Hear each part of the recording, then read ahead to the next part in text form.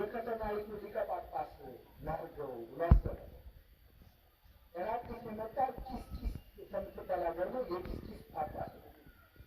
ንጉሡ ግን የቁስጥንጥንያ ጳጳስ ላድርገው ብሎ አሰበ። ቁስጥንጥንያ የዛ ጊዜ የሀገሪቱ ዋና ከተማ ወይም የቤተ መንግስት መናገሻ ነው።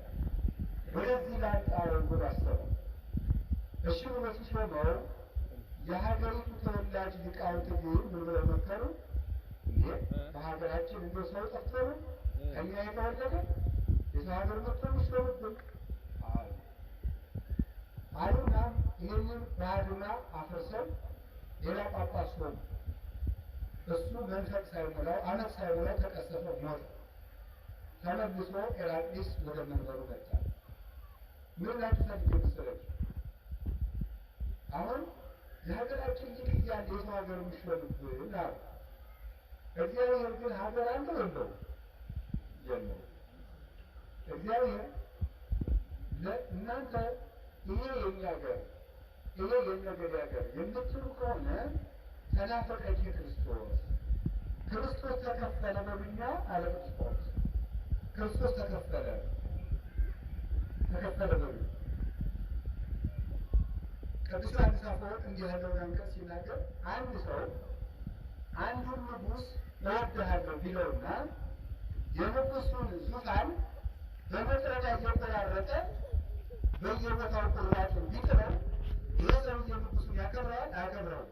ለነገር ውስጥ አሰባላችሁ። ወደዚህ ናችሁ። አንድ ንጉሥ አንድ ሰው እወድሃለሁ አለ። እወድሃለሁ ካለ በኋላ ንጉሡ የሚቀመጥበትን ወንበር በመጥረቢያ እየቆረጠ በየቦታው ቢጥለው ይህ ሰው ንጉሡን ይወደዋል አይወደውም? ንገሩኝ። ለምን አላከበረውም? አይደለም አላከበረውም። ስለዚህ ዘረኛ ሰው የክርስቶስን ዙፋን የሚቆራረጥ ሰው ነው ይላል ቅዱስ ዮሐንስ። ዘረኛ ሰው የክርስቶስን መንግስት ይከፋፍላል፣ የክርስቶስን ጌትነት ይከፍላል። እኛ በቤተ ክርስቲያን የተማርነው ይሄን ነው። አባቶቻችን የሚያስተምሩ ይሄን ነው። ክርስቲያን እግር ነው እንጂ ሀገር የለውም። የክርስቲያን ሀገር ቤት ነው በሰማይ። የሚያዋጣን ልንገራችሁ፣ አንዳችን ባህር ዳር ነን ብንል፣ አንዳችን እዚያ የሆነ ከተማ ትፈልግ ዋጼ ነኝ ብል፣ አንዱ ብድግ ብሎ ሐዋሳ ነኝ ቢል፣ ይህ ሁሉ እዚህ ሁሉ መወለድ አያዋጣም። የሚያዋጣን